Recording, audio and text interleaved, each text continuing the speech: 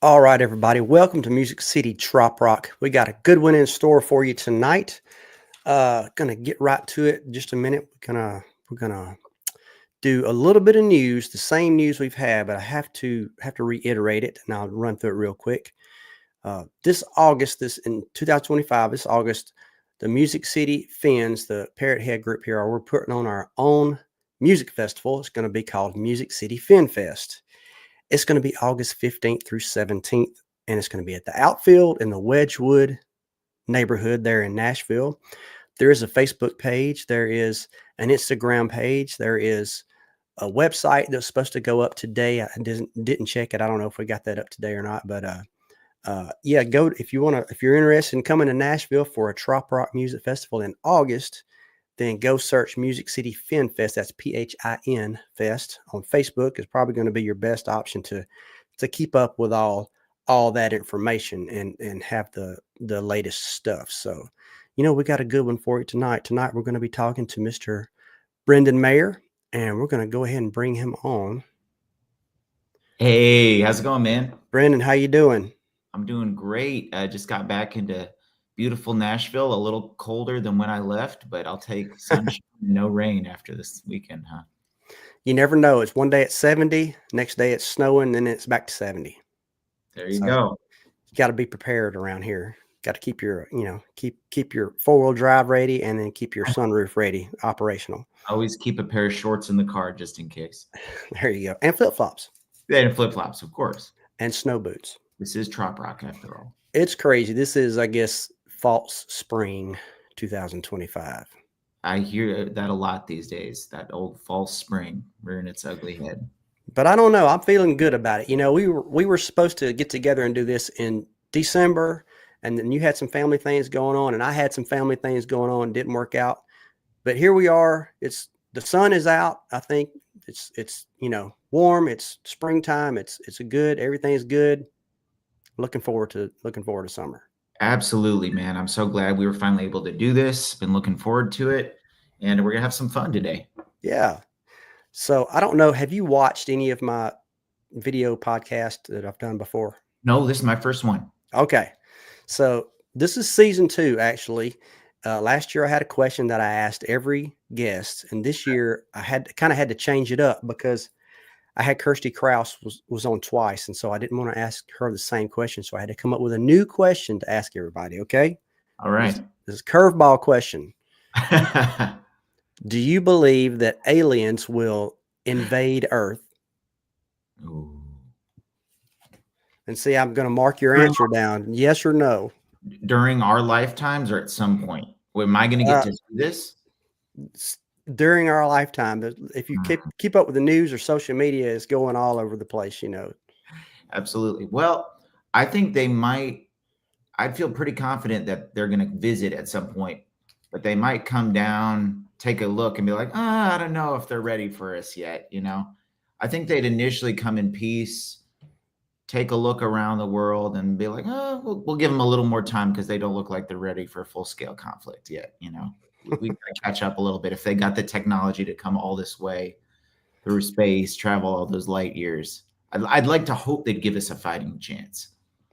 That'd be good if they were friendly, because I don't know if we can fight them off if we have to. I don't think I've seen Independence Day and the like. And, we pulled that off in the end, but it was by the skin of our teeth. It took a lot of luck. I keep saying we better be working on a pretty good computer virus that we can, because that seems to be the way we always beat them in the movies. There you go. All right, that's a good question. I like that. So I guess I don't know. Since Kirsty and Crystal said yes, put me as a no. I'll just be contrarian. No, I've already marked you as yes. You already said okay. Yes. Okay, good. All right, I like it. You're in the record book.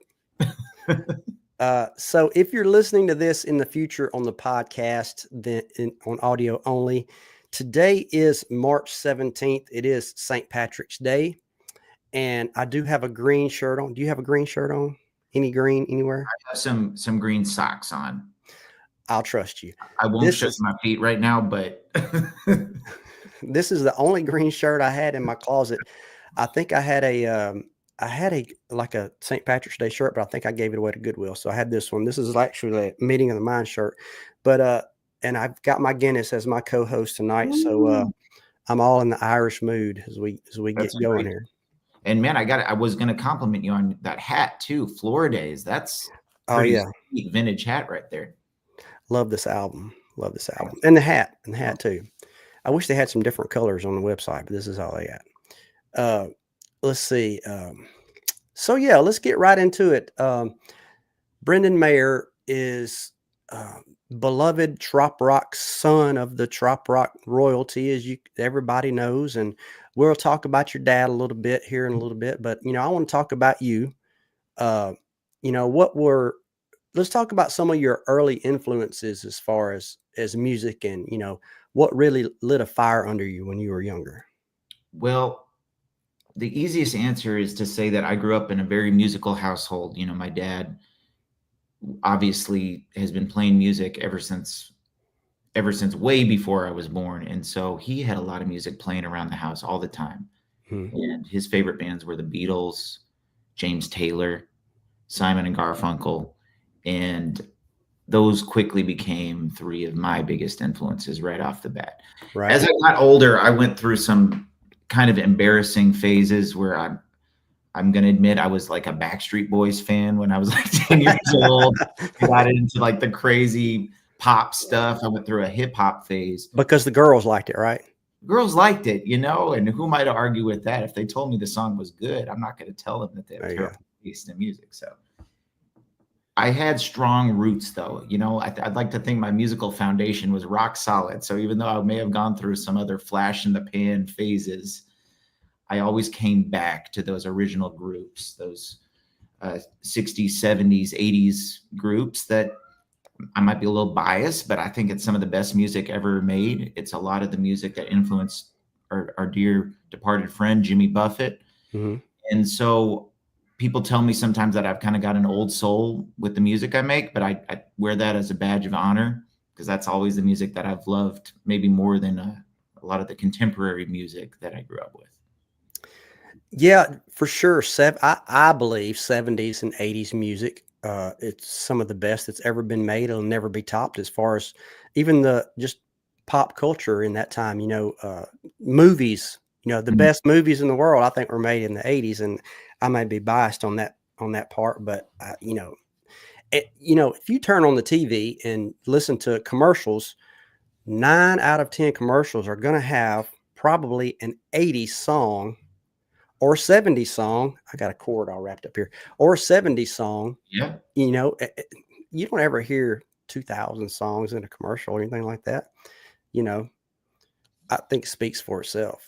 I think it sure does. And we'll have to see, 20 years down the road, maybe I'll look back and be like, oh, those were the good old days, those 2000s bands, and that'll be seen as the classic oldies. But I think there is something to it, that era where people's attention spans were a little longer. I think that at that time, people really spent a lot of energy just really crafting songs, and there wasn't as much of a push to just churn out quick, kind of easy stuff. I think there was maybe more intentional back then, but who am I to say? So I would love to carry on that tradition in any way I can. And I think you are doing that. You definitely have a unique style that's all your Thanks. own, and you can tell it's cultivated from those influences. I could tell, obviously, because I lived some of that time. I'm kind of telling off on my age a little bit, but I could really tell you were influenced by, James Taylor. Of course, I think you covered Copper Line on one of your albums, Yes. and I've heard you do it live and do a fantastic job. Uh, I was doing some of this research for this, or listening to some of your stuff when I was getting ready to do this interview. I was listening to some of I had to drive to Chattanooga yesterday, so I got to do the Mhm. long listen there and back. Uh, and maybe that's indicative of today's culture. People have such a short attention span. Sometimes you have to get in a car and just go on a road trip and just kind of put your phone down to where you can really listen to stuff. Mhm. I'm the kind of person that will start a song over because I feel like I wasn't appreciating it enough as it was going Yeah, along. truly. But I was listening to some of your stuff, and there's a song you did. I got to move my light here because I wrote it down. Your album, Best of Show. Oh man, yeah, sure. Yeah, you had a song called "Wasting It." Oh yeah. Did you write that? I wrote that with my dear friend Eric Erdman. Okay, Fantastic singer-songwriter, has played a lot in the trop rock scene, and he's just, I think, one of the smartest, funniest, coolest people out there, and he's a damn good singer and a damn good songwriter. for sure, for sure. When I listened to that song, I really got the feeling. This might sound crazy. I really got the feeling. The way you sang that song and presented it, I got I got the feeling that not feeling, but it was almost sounded like a mixture of Rob Thomas from Matchbox Mm. 20 and Sting from 10 Summoner's Tales. That Oh man, album actually, that song, that album specifically, I really got those vibes when I listened to that song.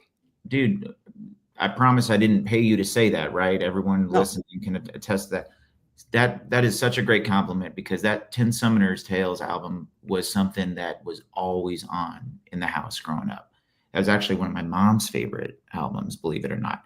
So that means a lot to me to hear you say that, because I love Sting stuff, and especially that record was like top of the tops for Oh me. yeah, yeah, yeah. That really struck me. I pulled out a piece of paper as I was driving and wrote it down because I really got that vibe from it. And you did an album with your dad. Long story short, which So, I love that album. I think my favorite song on the album is "Home Again," oh yeah. and I was listening to it. This was a while back. I think when we were first going to do this interview, I was listening to it, and it came to a certain line. And I thought, man, that sounds like a Mac McAnally line.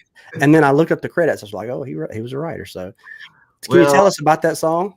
absolutely. So that song, you're 100% right. That has Mac McAnally's fingerprints all over it. I can only take a little bit of credit for that one. I basically came up with that opening lick, that A sus pedal lick that just felt good to me. And my dad and I went over to Mac's house and said, Mac, if you got any ideas for this one, it's really nothing more than a little opening at this point. But he did the Mac thing where he said, okay, he listened real intently, and then I kind of just played it over and over, and started trying to come up with some more ideas myself. I kept looking over, and he was just sitting in the corner in his chair, kind of thinking and kind of humming to himself. 5 minutes later, he goes, okay, yeah, I think I got something. How about this? And then he just rattled off basically the first two completed verses. Wow. So Mac was very gracious to gift us some of his genius that day, and I'm very proud of that song, It's a great for the song. beautiful message and all that Mac added. Great song. Great song. And with layered meanings, Yes, if you listen to it, I highly suggest that my listeners, if you haven't listened to that, go check it out. thank you so much. I'm really proud of that album as a whole. My dad and I always made a lot of music together, even from a young age. There was guitars sitting all over the place, and he was very gracious and showed me some of the complicated chords that I didn't know when I was first starting out. But to make it official and put out a real album with my dad in 2017 when we did that, that was really, really one of the coolest, most special things that's happened in my musical career. I was going to compliment. That's a good segue because I was going to compliment you on, and I know you got it from your dad because I've listened to his stuff, and so I know that your your chord choices, your and his chord choices are unique, and it's something that I don't have. Is that you? I could tell if somebody gave you a song title and said write a song like this, and they gave me the same title and said write a song, it would be two completely different songs because just the way I guess the way you think and the way that you were taught and what's ingrained in you and where you're going to go, with the song is just completely different. Is that something that you absorbed from him?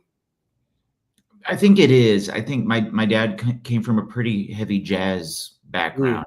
That's when he went to school for jazz guitar, and I think that influenced a lot of his chord knowledge and chord voicings that he would go on to choose in his writing later on. And so that was, I think maybe I always saw that as a bit of a challenge. Like, oh man, if my dad can do that, I better be at least trying to do some of those crazy chords. And so some of them have found their way into my work, and I've always been drawn to just kind of a little off kilter stuff, like going back to Mr. Erdman, he and we kind of have a joke together. Whenever we get together to write something, we always end up writing the weirdest thing. And now it's kind of become a challenge. Like if we can one up each other every time, like find some weird chord change and make it listenable somehow. Right.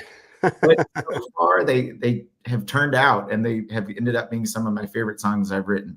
So it's a balance, at the same time, I'll tell you that lately in the last like year or two, I've been consciously trying to simple up a little bit. Like I'm real proud of all the music I've made in my life, but I think we all go through phases where I kind of feel like I tried some more experimental stuff, and now I'm at this era. This next album, I just want to simple it down and do more of like a traditional, straightforward folk thing. So I love all of it. I love getting weird with it, but I definitely find a lot of joy in the simple too, because there's something honest about just approaching a song straightforward and not trying to do too much, letting the words and the melody speak for themselves without too much decoration around it, Right. What do you remember? Like, what was the catalyst? Growing up with all that inspiration, do you remember the moment where you were like, I can do this too, and I want to do this too, and I want a slice of this, so I'm going to jump off and do this on my own? I think I started singing from a young age, and I just loved singing along to other records. The first time I really got into writing was probably around 13, 14, 15 years old. And, I don't know if any of those songs were good at all, but it was a great way for me to have an outlet for some teenage emotions. I think a lot of us musicians start at that age because you're feeling a lot about growing up and meeting girls and the way you see the world. And it's a great outlet for some of those things. And it was always easier for me to say those things in song than talking to my friends or parents or whatever about them. So started at that age. And then I think I first started thinking, oh, maybe this other people might want to hear this, was when I was about 15, 16 years old. And I started a band in high school called the Turf with some friends. And it kind of took off in a way I wasn't expecting. And it was kind of like a punk rock band, and it was really different from anything I had ever done or really even listened to. But it kind of allowed me to step out beyond my comfort zone and start writing songs that I never thought were possible, and kind of just took off from there. And I eventually wound back around, kind of returning to my roots with the more singer-songwriter folky stuff. But probably 15, 16 years old was when I really started doing it. You hit on something, saying, you were when you were a teenage, and, the girl thing, and you felt more comfortable in song than you did, whatever. I think that might be a common thread in some musicians. I know it kind of was with me. And still, to a certain point, I'm not a very good public speaker. I don't like speaking in front of a bunch of people, but I can sing and, in front of people. And so I was just curious when you said that. I was curious. I wonder if that's a common theme in like the creative type of person. Like it's almost you're withdrawn to speak, but you can express yourself with the music. Absolutely. I really relate to that, I think. And I've talked to my dad about it, and I know he's said something really similar. Like he could never get up in speech class and talk with confidence, but put a guitar in his hands, and he felt like he could do anything, or at least express himself in an authentic way that didn't make him break into a flop sweat, Right. All right. A little bit lighter subject here. I saw recently that you did the Land Shark cruise with your dad and Will Kimbrough. Tell us about the Land Shark cruise. I've never been on one of those, so tell us about that experience. Man, it was a blast. We had done one other cruise a couple of years ago with the Atlanta Parrot Head Club, which is a great cruise on its own. But this was the first one in 2 or 3 years, and we didn't quite know what to expect. But Gary Rowland and the Land Sharks were fantastic hosts, and we were on a beautiful boat on Norwegian. And it was awesome. Like we got to play every single night. They did a really fun mixture of Jimmy songs and some other classic like 80s covers that you and I know and love. And then we had a one night where we just got to do original stuff and do kind of a singer-songwriter night with Will. And always a treat playing with my dad, but he and I get to play with each other a whole lot. You know, we work together as a band most of the year. But it was kind of a new, cool novelty having Will Kimbrough along, man. He is such a talent, and I Man, he's really an got to see him awesome up guitar close. player. He is, man. I He's didn't know he was that good of a guitar player until I saw him several months ago live, and I was like, "Golly, man, I yeah, didn't know." man, I was blown away. And he plays with such great energy and feel and soul. Like you can tell he's rooted in some deep, deep music. There's something to those Alabama guys, man. It's they sure can play. Well, it was a great experience all around. It kind of was like a working vacation, which is always fun. At Yeah, the time, it was a lot colder here than it was in the Caribbean. So yeah, yeah, yeah. I also saw you're coming up. I think on I guess is it tonight? Are you playing with Jamie Buffett and Roger Bartlett? that's actually next Oh, month. that's Yes. April 17th. Okay, yeah, yeah, That's a month from today, and, yeah. yeah, that's at Chiefs, down Yeah. on Broadway. It's really it sounds like it's gonna be a lot of fun. We're doing kind of a pre-show party over at the Barstool, bar across the street, so if anyone's around, come hang out with us there, and then we're gonna head over to Chiefs and play a set. That's with my friend Bob Barrick. He's a guy out of Colorado. He loves Jimmy. He's my age. I'm always drawn to folks in my generation who are Buffett fans Mhm. because I love the music so much and I love talking about it. I'm like, man, everyone, you know, 40 and younger should be loving this music. It's so Yeah. timeless, and I think a lot of people just don't realize how deep Jimmy's catalog is. Anyway, Bob's a great guy, and he put together this group called Jammy Buffet, and it's kind of a hilarious name, but he does like jam band versions of all the classic Jimmy stuff. So it's a lot of fun, kind of doing like a Grateful Dead influenced twist on Jimmy. So I'm going to sit in with them along with the original Coral Reefer, Roger Bartlett. We're going to have some fun down in Nashville. Is that something y'all have rehearsed for? Or you're just gonna show up and jam?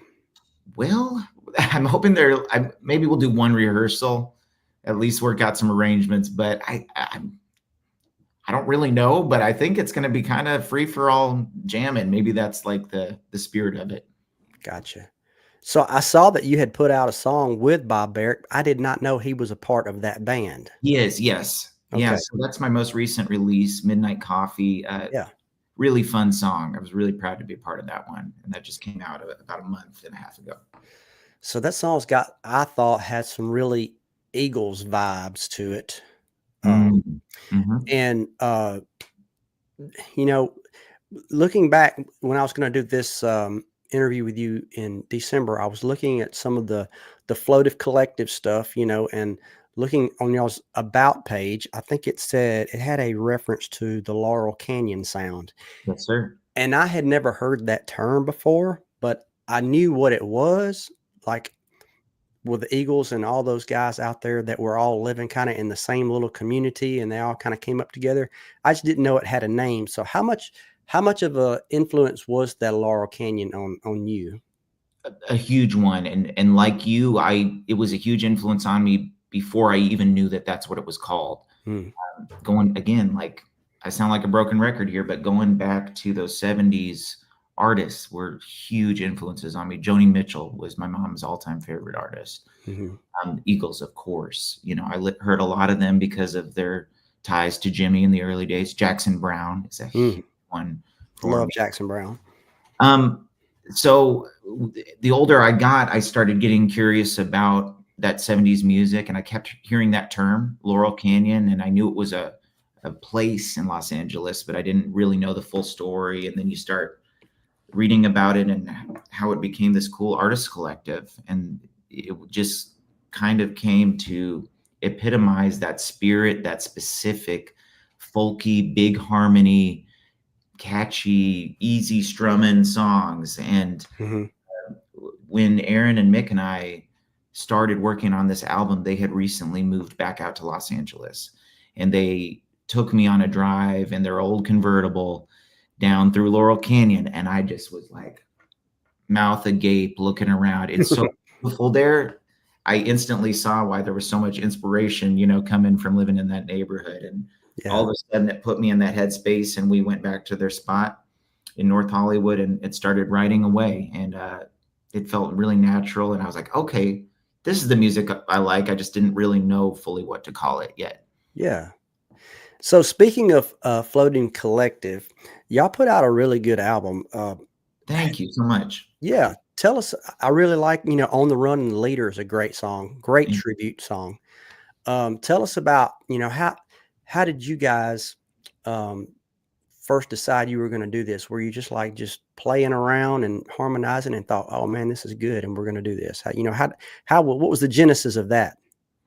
Yeah, that one's kind of a crazy roundabout story. The kind of long story short version of it is that started right as COVID was getting roaring up, and we found ourselves stuck in Nashville with no touring options available to us, and not really being able to see too many folks at that time, even in Nashville. But we were lucky that we lived close to each other in East Nashville at Mhm. the time, before Mick and Aaron moved back. And Mick at one point got a call from Mike Ramos, Jimmy Buffett's one of his right hand men, who still works with the Reefers really closely. And he said, "Hey, Jimmy's got this crazy idea that all these Coral Reefer kids are musicians in their own right, and would you guys be interested in putting something together and releasing it on Jimmy's label, Mailboat?" Oh wow. And Mick said, "Sure." He agreed to kind of executive produce it, and he started making calls. COVID hit, so the only ones who could really be a part of it were me, Mick, and Aaron, because we were the only ones who really had the ability to work together in person. So Gotcha.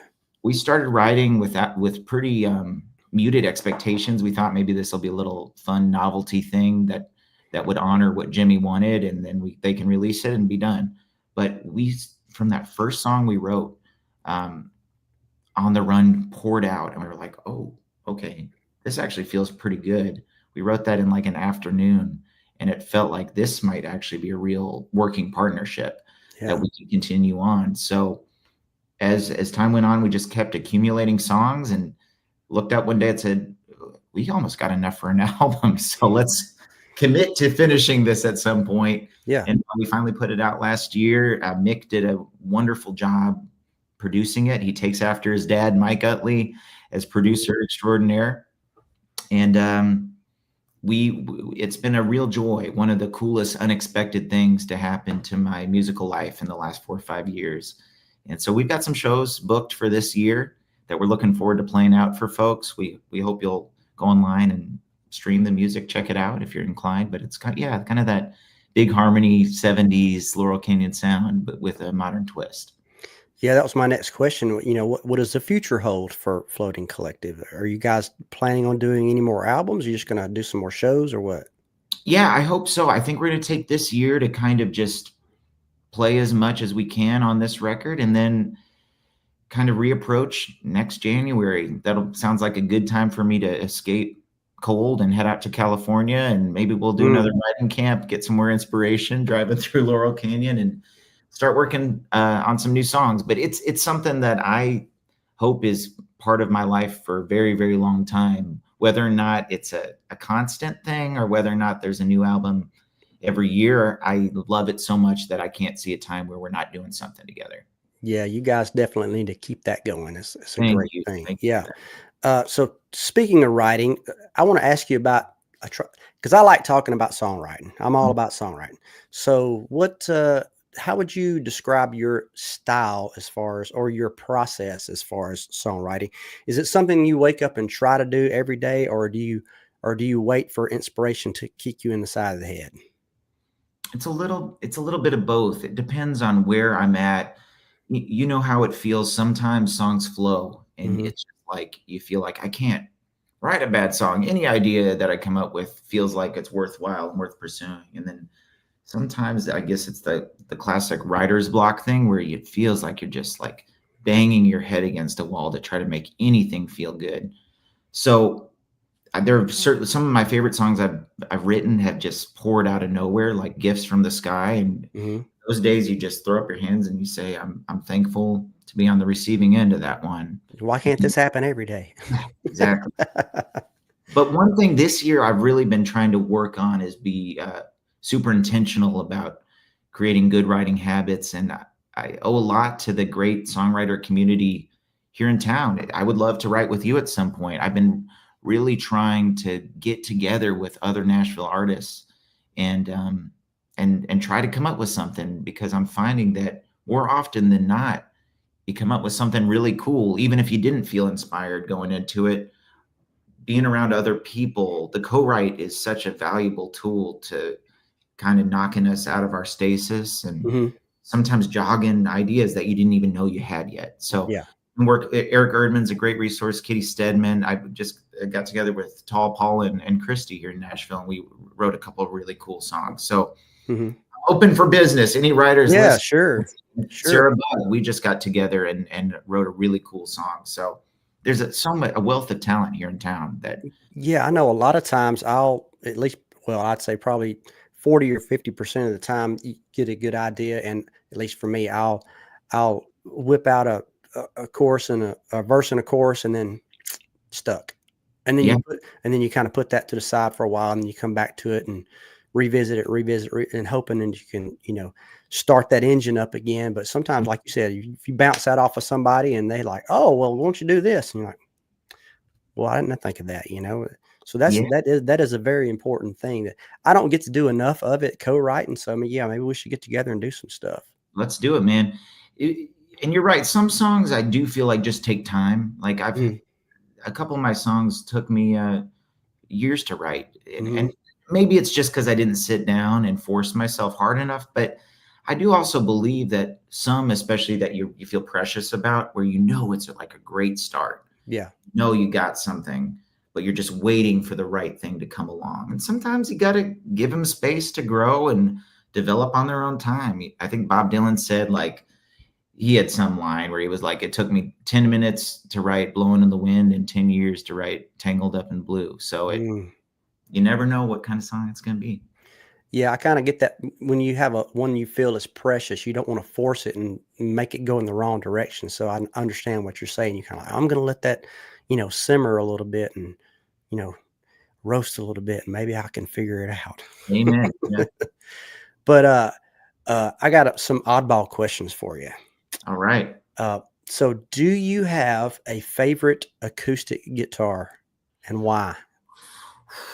That's such a tough one. And it's probably changed and shifted a little bit over the years, to be honest with you. But the, I think my favorite is this Gibson J200 I have. I forget if I played it last time I saw you, but I love that guitar. And it came to me at an interesting time in my life where it was right after college, and I was really digging back into singer-songwriter stuff. And Yeah. I went over to Corner Music, one of the tried and true Nashville music stores, Mhm.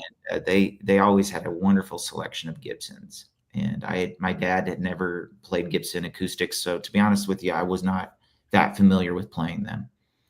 And I just picked this one up, and Gibson J200. It's a big old guitar. Mm, That's a yeah, massive guitar. it's a So cowboy guitar. a cowboy guitar, big strummer.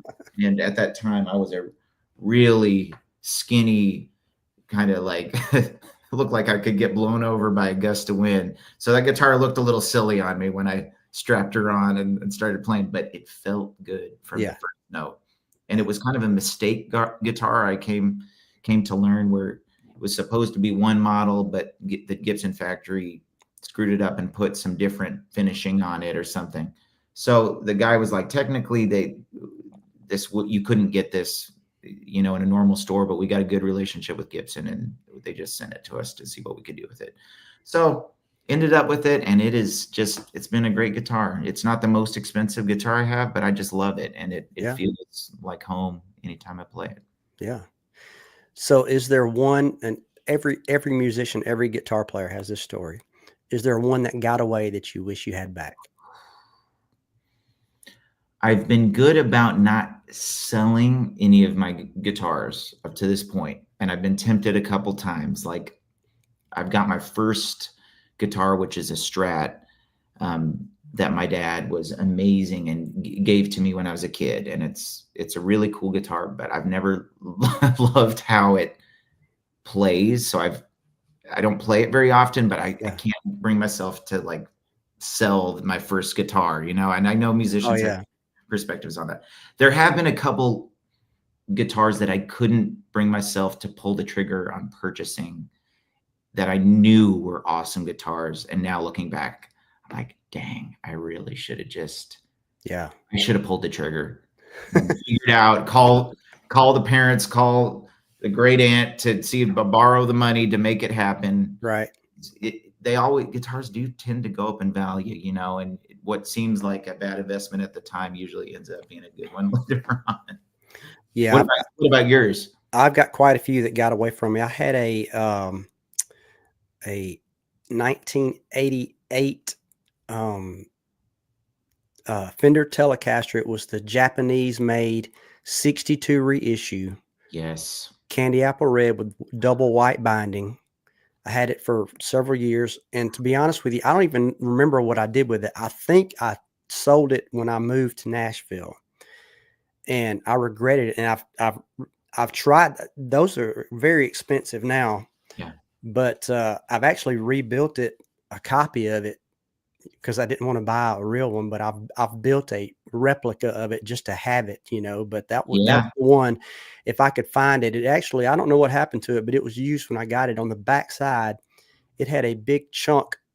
I don't know if somebody hit it with a hammer or something, but it looked like a bite mark in the back of the guitar. So I know if I ever find it in a store, I'll know how to identify it. But you'll know that's the one. It's probably long gone. Well, I'll keep an eye out for a beautiful Telly with a bite mark out there. Yeah. So, and this is a question I wrote this down. This is a question I've been meaning to ask the last few guests, and I forgot. But this is a controversial subject. Okay. Flying with guitars. See. What is your preferred method when you have to fly with a guitar? Do you take it on? Do you take it on with you, or do you just put it in a flight case and just say a prayer? I take it on with me. My method has changed a little bit over the years. So for a couple of years, I bought specifically a real small little Gibson cutaway that sounded pretty good enough. And I started using it on most gigs because it always fit in the overhead. And I had a really small case. That being said, I finally hit a point where I just wanted to bring my real guitars out. And so right now I'm doing the mono case, and I try to get it on every single time. Sometimes it works, sometimes it doesn't. Sometimes the flight attendants are really nice and they let you use their secret closet. Yeah. But that doesn't always happen. So this mono case, I feel like in a pinch, I can gate check it at least.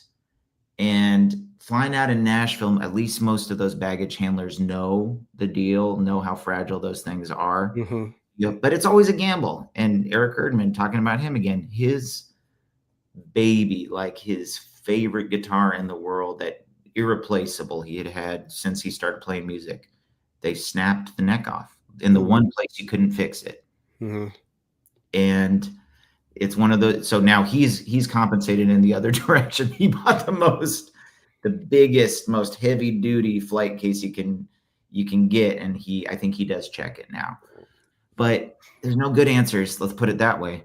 And see, that's like you said, that's a whole other level of anxiety when you're trying to take it on board, and you can like, oh, are they going to let me? Oh, I don't know, And so I've been through that, but now I don't take my best guitars on an airplane. I just leave them here. But I've gotten to where I just bought me a flight case, put it in there, and wish for the best. And so far, fingers crossed. So far, I think that's smart. I think that's ultimately where you have to end up. It's you leave the really great ones at home, and then you do the best you can protecting. Yeah. So, Brendan, do you have some upcoming shows or anything that you need to get out there and tell our listeners about? Well, yeah. Please come out to the Jammy Buffet show on April 17th. If you're in the Nashville area, it'd be great to see anyone. It'll be, let me pull up my calendar here because I have a terrible memory. But let's see, I've got, that's really what I've got for April. We got a couple private shows at the end of the month working with my dad. heading out to Colorado in May for Mm, singer-songwriter shows. So anyone in that area, check it out. But I'm going to be working on new music right now, and so keep an eye out for new releases. That's kind of what I'm really excited about. I've got another 3 to 6 songs in the hopper right now that are halfway through being recorded. awesome. So hoping to get some brand new music out ASAP. And meanwhile, I'll be doing as many shows as I can. So check me out on social media, all the above, and I'll try to keep everyone posted. Yeah. I have a great haunted house story about Colorado. So if we write together, Ooh, I'll tell you that story. that sounds like it could be a song. Well, man, thank you for joining me. All the listeners, go check out Brendan's music and download it and buy it and request it on the radio and go out and support him any way you can. And man, it was a blast talking to you. Thank you, man. Jason, you're Yeah. great to do this. This is such a cool thing. But yeah, I just want to tell people there's so many gifted songwriters and musicians and artists in Nashville, and it's so cool that you're helping to highlight some of that great stuff. And I see the trop rock scene growing in Music City.